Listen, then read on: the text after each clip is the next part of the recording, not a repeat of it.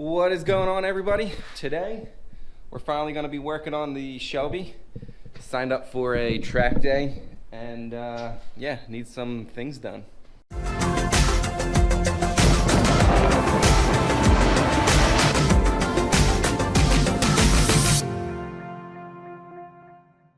Alright, so first things first, if you want to kind of get the backstory on this car, I'll put a tag up here of when I got this. It's technically a salvage car, or has a salvage title.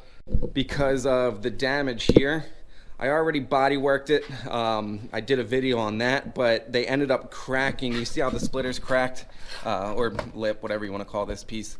Cracked the line on the oil cooler back here and ran it without oil. So it got written for a whole new engine. So the little bit of body work and the engine was actually enough to total it. So that's the short story. This is my first DE event since 2009, I think.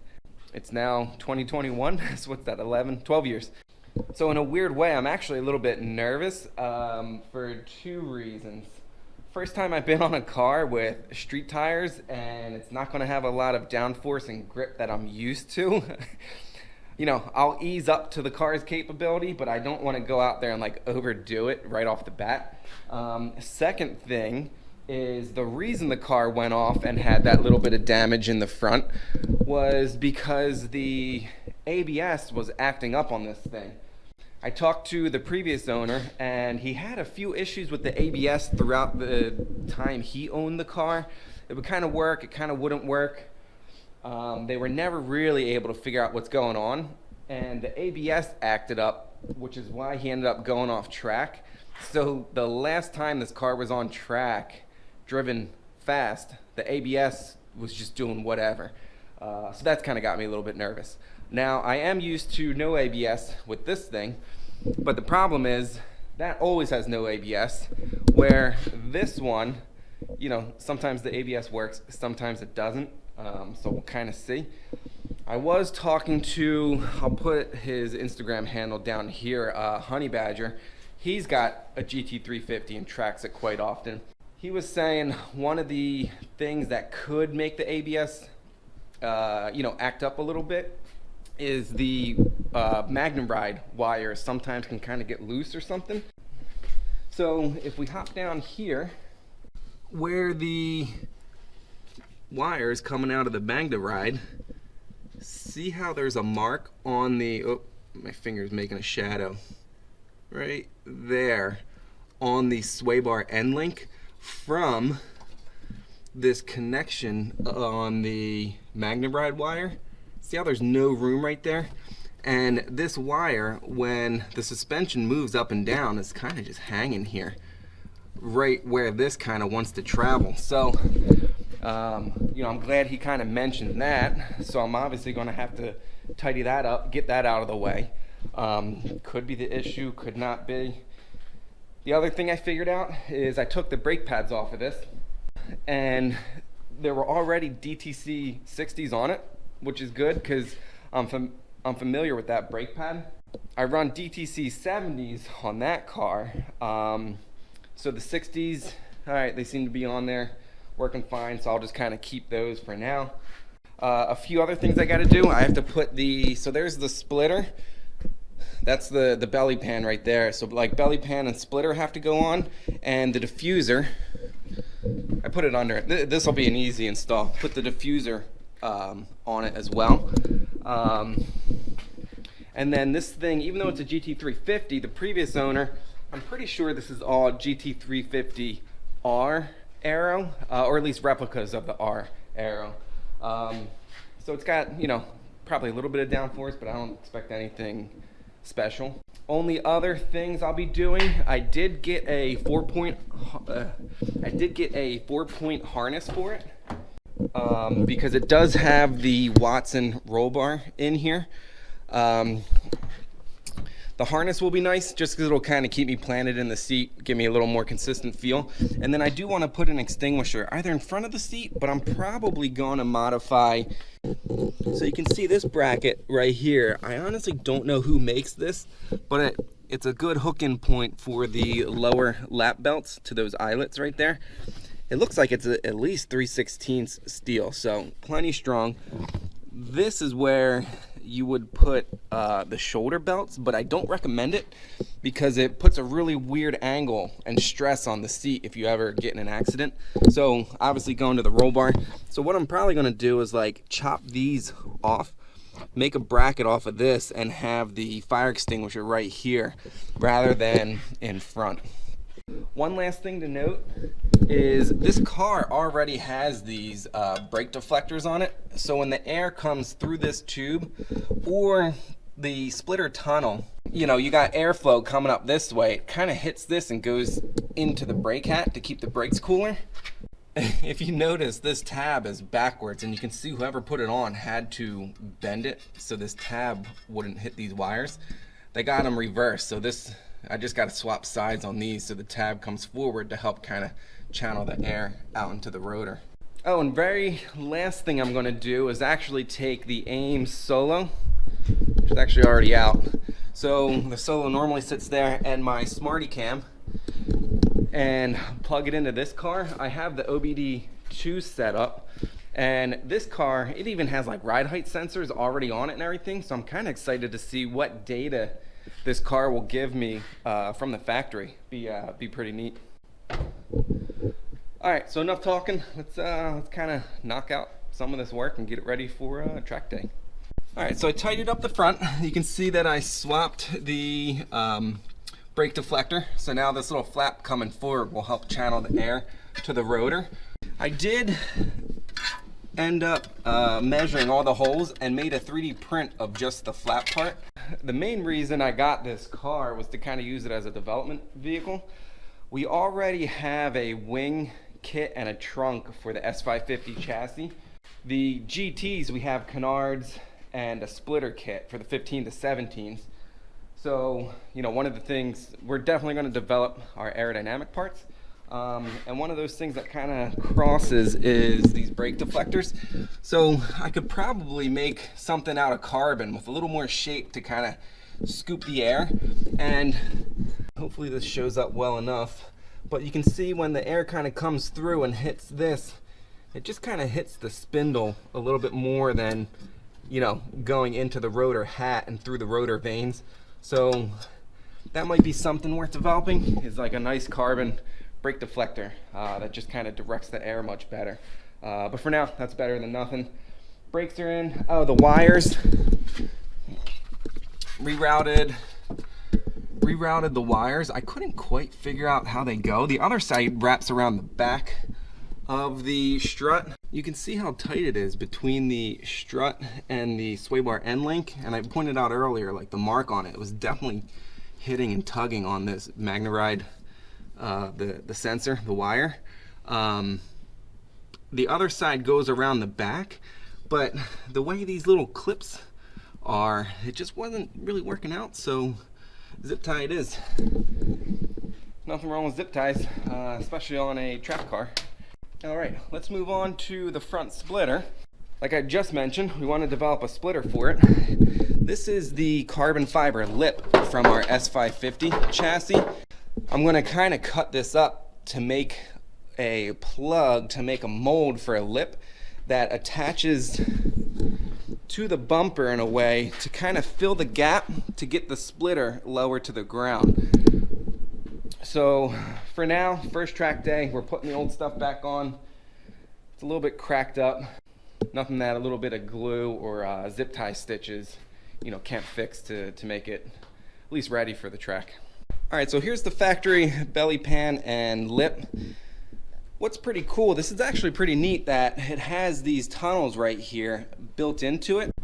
We make 3 different size splitter tunnels, and I'll put a tag up here to the video I did describing kind of how they work. So tunnels aren't new, but the fact that like a factory built car is kind of getting into them is pretty neat. And you can even look in the back right there and right there, 2 little tunnels to shoot air, I guess, across the transmission. But yeah, putting this on shouldn't be too bad. I got a huge bag of just like nuts and bolts and screws and stuff. I don't think this thing makes too much downforce, so it's not like mounting a splitter we would make, you know, a much more race or downforce oriented part. So get this on and then keep moving. All right, so first snag on the splitter would be this hole and this hole. The issue was underneath where it attaches to the, I guess like subframe we'll call it. One square hole had this little plastic thing in it, and then the other hole had this mangled up, bent up, square hole thread thing. So what we're gonna do, so if we slide underneath, it was this hole right here on both sides. This thing's kind of bent up. I don't have a spare. I guess it was lost at some point in time, which is why they used some sort of plastic. But knowing what I know about aerodynamics, a lot of the downforce happens right at the throat of the tunnel right there, and that's right where that mounting support is. So we're gonna beef it up a little bit, just drill those holes out round and put a M6 nutsert. Now if you're not familiar with a nutsert, it's basically, it works almost exactly like a rivet. It's got threads in it and a little tool. When you squeeze it, it just mushrooms out on the back. So we'll go ahead and get those installed and keep moving ahead with mounting this. All right, so since we're trying to drill a square hole to round, fight me a little bit.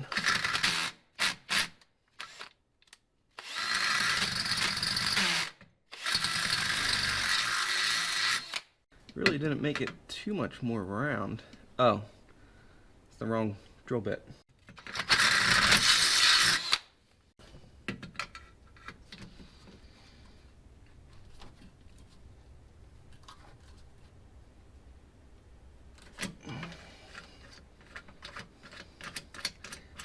And there you go, nice threaded insert. Much stronger than the little plastic clip or this little, whatever, spring clip thing. Alright, so first little snag I got going on. I showed you how I redid this one. Here's what, kind of an unbroken one should look like. Right there, there. I should have went over everything because this one here is missing. In the rear, oops, this one's here, but that one's missing. That one's okay. No idea why it's circled. So I'm going to go through and nutsert any of the other ones that are missing or kind of mangled up from when this thing went off and kind of just, ripped off. So that makes sense why that one's missing. All right, so with the belly pan on, you can kind of see how the tunnel right here, when the air flows up and hits that little brake deflector, how it angles isn't really ideal. So I think that's what could be improved upon. Alright, so splitter is on. Looks pretty good. This thing was actually a little bit of a pain because there is like this hole right here. You're probably not going to be able to see up and in there. But there's a bolt back, but there's also a bolt we're facing towards the front of the car now. The other neat thing is these little Torx bolts have a nice wide head on them, but you can see how flush they are. I might actually almost try and source these and maybe use them for some underbody aero on my car, or future parts or something. So, since the splitter isn't like made very thick, there's probably like 24 bolts or screws holding this whole thing on, which is kind of excessive. So yeah, that's squared away. The diffuser, I was looking at it earlier. That should be super quick and easy. We'll knock that out. But yeah, the air on this thing is actually, for a factory car, is actually pretty neat. All right, so the rear diffuser is pretty easy. Those 2 points right there go to those 2 holes right there. And there's actually little tabs on them that kind of hang up and on there, and then just the few bolts around the back. The main mounting point is this one and this one, and then these ones are probably just plastic clips or something that hold the bumper to the diffuser. It's pretty neat, being the GT350 has these little vents, and the cooler, try to see it this way, to get some air up across the diff cooler right here. Pretty neat. Only problem I have on the rear is all these holes I think are supposed to be plastic clips because there's no J-clips or anything. So a piece of hardware I use all the time are these metal J-clips. And we're just gonna slip them on all of these holes. Line it up like that. And then just use coarse threaded screws like these. Alright, so the diffuser's on. You can see there's the inlets where the duct comes and hits the diff cooler right here. Alright, so here is the seat bracket out of the car, unmodified. If I figure out who makes this, I'll just put a tag of them right here. So here's the bracket modified. So I ended up cutting that off right there. The extinguisher bracket goes there, and we'll install it in a second. Alright, and here it is, finished and installed. So a quick little, flip, yank, you got it. And yes, it does clear the seat. When the seat goes all the way back, it's like a 1/4 inch away from hitting this. It actually hits this little bracket right here first. So yeah, so clearance is fine. Plenty of leg room, plenty of seat room in case a taller person was ever in here. It also looks like it's pretty close right here, but that's just a wrinkle in the carpet, and there's actually, enough room for me to fit my finger between there. But yeah, I'm happy with that. All right, guys, so I think that's where I'm gonna wrap this one up. The only stuff that's left, I'm gonna do an oil change because the car's been sitting for about a year. I'm gonna do a quick brake bleed. That's always good to do. My harnesses I ordered, they're showing up, but this is just stuff that's not really worth putting on a video. So I hope you kind of learned something. Mounting the splitter was probably the trickiest bit. And then on top of those, I did order a suction cup mount and a roll bar mount so I can put my AIM, Smarty Cam, and Solo DL in it to get data and video. Along with I'll do my typical, helmet camera with the one I'm using right now. So, I hope you kind of learned something. If you want to see the first track day in this car and all future upgrades, please hit that subscribe button. As always, guys, thanks for hanging out, and I'll see you in the next one.